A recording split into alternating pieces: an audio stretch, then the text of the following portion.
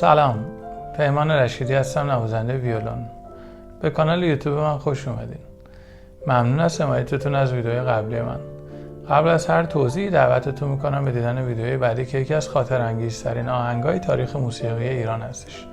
فردا تو میایی، یکی از بهترین کارهای هوشمند عقیلی.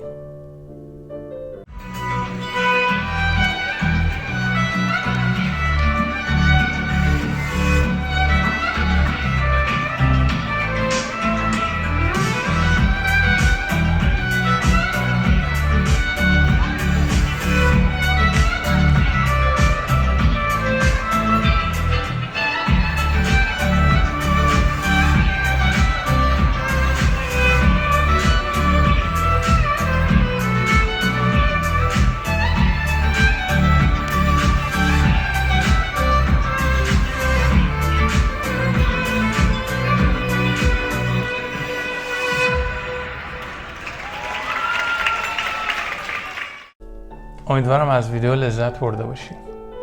کاری که شنیدین یکی از خاطر انگیزترین آهنگای تاریخ موسیقی ایران، فردا تو میایی، که من خودم این کار رو در بسیار از اجرای بی کلامم اجرا میکنم و بسیار مورد توجه و استقبال شما قرار میگیره. فردا تو میایی رو ترانه‌سازی با آهنگسازیش رو جهانبخش پازوکی و البته با تنظیم ناصر چشم‌آذر شنیدین و با صدای هوشمند عقیلی عزیز که البته هیچ نسبتی با شادمهر عقیلی نداره و تنها تشابهش با من اینه که هر دو متولد 3 مرداد هستیم.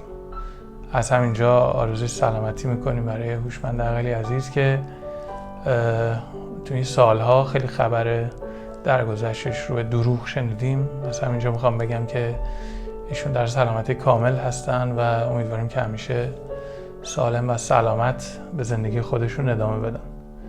یه نکته مهمی که میخوام بهتون بگم اینه که از این بعد در ویدیوهام میخوام در مورد خواننده‌هایی که شما باش خاطره دارین و یا حس نوستالژیک براتون دارن و یا اغلب خواننده‌ای که من فرصت، تجربه و افتخار همکاری باشون داشتم رو باهاتون به اشتراک بذارم. اطلاعات بیشتری در موردشون بهتون بگم، در واقع سابقه کاریشون، بیوگرافیشون و یا حاشیه‌ای که ممکنه دور اطرافشون باشه، البته در حدی که بشه اینجا گفت. و خب طبیعتاً تنها لطفی که شما میتونین بکنین اینه که از کانال حمایت بکنین، سابسکرایب بکنین و برای دوستانتون بفرستین. نوت قطعه فردا تو میایی رو با همراه آکوردش مثل کارهای قبلی من آخرین ویدیو براتون میذارم، میتونین اسکرین شات بگیرین و به همراه دوستانتون اجرا بکنین.